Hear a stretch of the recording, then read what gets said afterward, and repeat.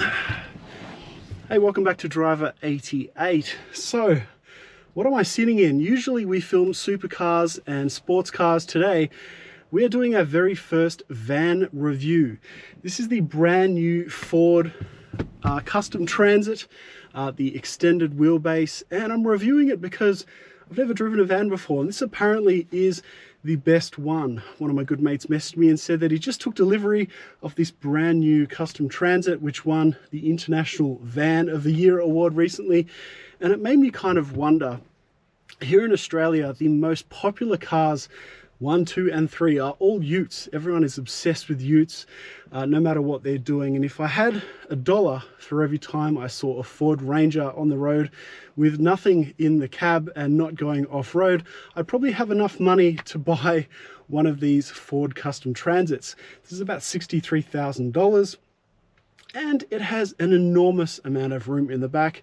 It's incredibly easy to use, get in and out of, and it has a decent amount of performance. We're going to go through everything today and have a look at this thing and see what it's like driving a van, and whether it's better to possibly drive one of these and buy one of these for your business than buy a new Ford Ranger, which can come up to, $100,000 for the Raptor version. And if you're on an all-wheel drive, it'll pretty much reach the same price as this at 63 grand. So let's have a look at this thing.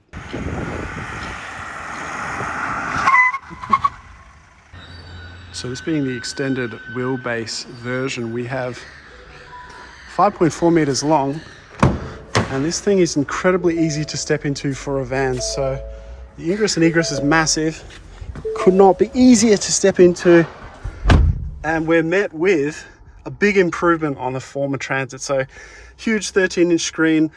I like a landscape screen. I don't know why the Ranger and some other cars, there might be a reason so, have portrait screens, so you're looking down while you're trying to look out here.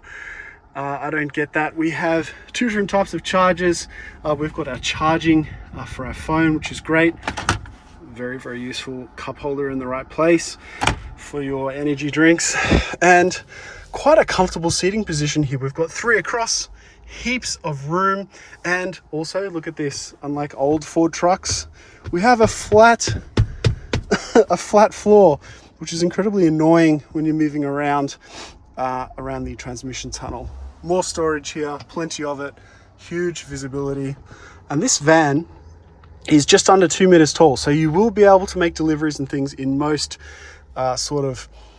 underground car parks and other buildings which have a 2 meter maximum height. Our steering wheel here, the standard sort of Ford arrangement buttons.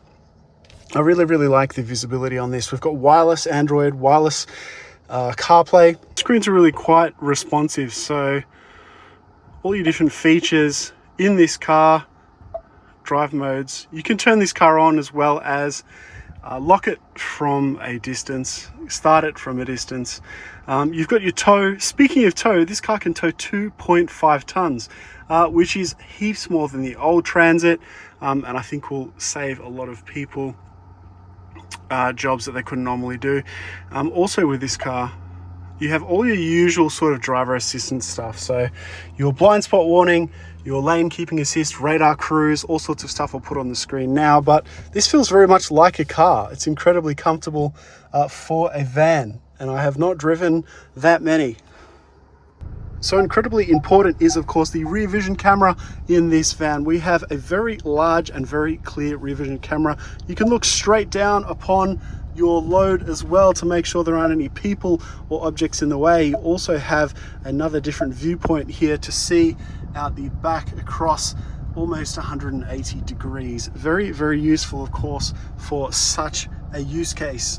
Now you can fit a European pallet through here, and we have a huge 3.4 meters in the back of the tray, which is far longer than a 6-foot cab in a base Ranger. So what lies under the bonnet? It's a 2-liter turbo diesel, and we have a very incredibly smooth 167 horsepower or 125 kilowatt, 390 newton meters little engine in front with a new 8-speed auto, which I feel is way better than the former 6-speed auto, as well as the 10-speed GM/Ford unit, which is in many other products and seems to always not know what gear to be in. We've got our shifting here on the column, and this car is just so smooth and easy to drive. Let's do so now. Maybe we could do a sneaky 0 to 100 test. I'll show you in a second.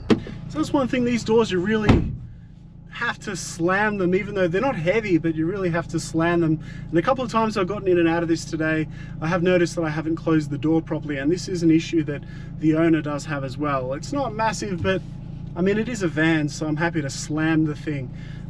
Reversing this guy is just incredibly easy. I really like the fact that you have so much visibility, and the gearbox is so smooth when you're reversing.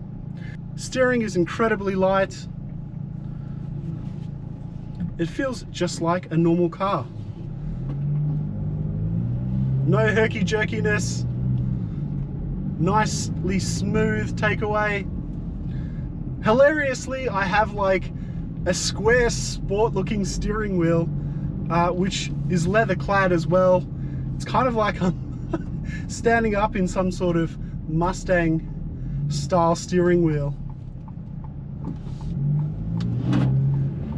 The last Ford van that I used to move house in was my ex-partner's van, and it was a grumbly, incredibly difficult to drive, considering old thing that really wasn't that old. Maybe it was 10 or 15 years old.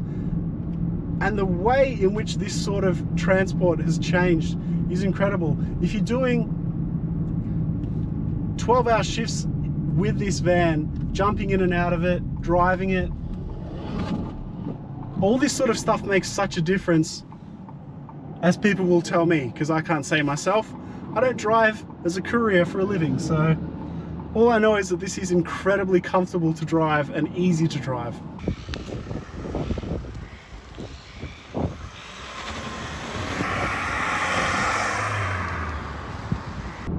So we've got 4 different modes here: normal mode, eco mode, slippery mode, and towing and hauling.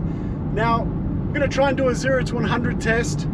Now, I probably wish for this test I had the wraparound Oakleys, but the Ray-Bans will just have to do for sport mode. I have no idea what this thing is going to manage, but I'm sort of confident with this little engine in a big van. I'm confident that we're going to get some major speed happening. Okay, it's a moment you've all been waiting for. We're in normal mode. There's no sport mode. I wish there was, but let's go to 100. Oh, there's a bit of wheel spin. I mean, it kicks up to 60 and then we sort of run out of speed. And there it is. We did it. We made it, guys. 11.1, baby. And I had a little bit of wheel spin, and I think I could get this thing into the 10s if I had a bit more practice, and I could maybe do a bit of brake boosting. We could get to 100 in 10 seconds, or maybe even less, with an empty back.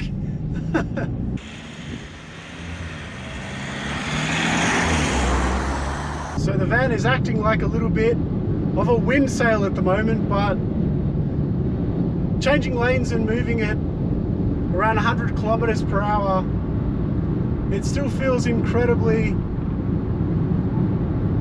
you know, stable and easy to drive, considering it's 5.4 meters long. So why do you see every tradie who doesn't even go barely off-road or barely put anything in the back of their cab buy a Ranger instead of one of these? Well, I have a theory, right? I have a theory that most young tradies and apprentices are going to want to be seen in a Ranger after hours, or when they're trying to pick up the local lady in their neighborhood, rather than being seen in this van, which doesn't have the greatest, I guess, connotations to it. Maybe a ute will, or a truck, a small truck, will do a far better job for you in trying to pick up the opposite sex, whether they're male or female, than in this thing. But I don't know, this thing flies. Like, I'm a big fan of the van. So we do have start-stop technology to help the little 2 litre get to 8 litres per 100. I'll have to ask the owner what they've averaged. I cannot believe the performance of this gearbox and this engine. So this is 2.21 tons or so.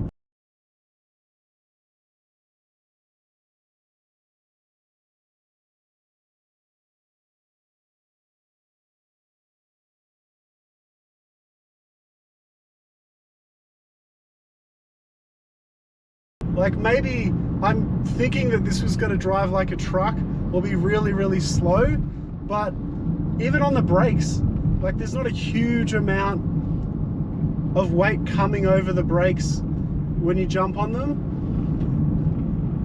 I swear, I've driven SUVs that feel worse on road than this. I'm not even joking.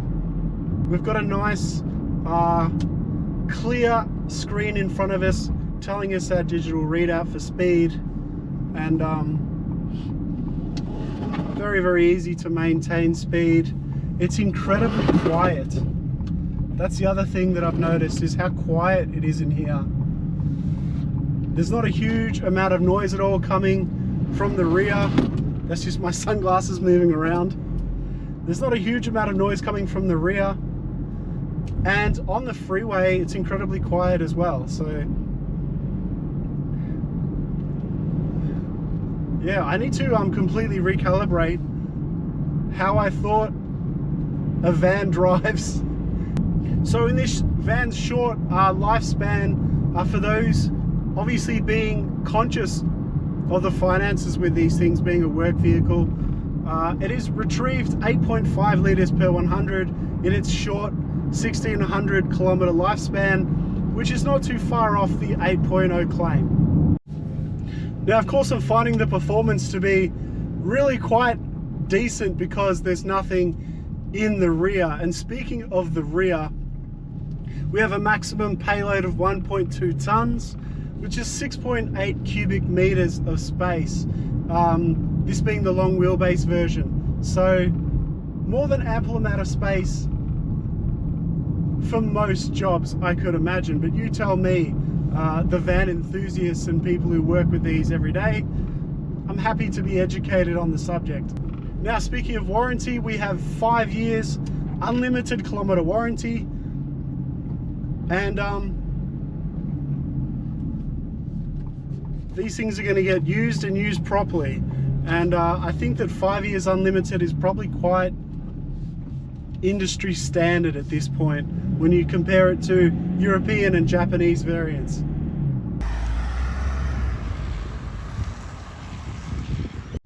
So the turning circle also, of course we're front wheel drive, turning circle is brilliant, and I'm ever shocked by how light and easy the steering is. And you know, if you're driving one of these things 10 hours a day, that sort of stuff really matters when you're doing 5 days a week, 6 days a week, 10 hours a day, because it really eventually adds up, and it just is so not taxing on the body at all to drive this thing.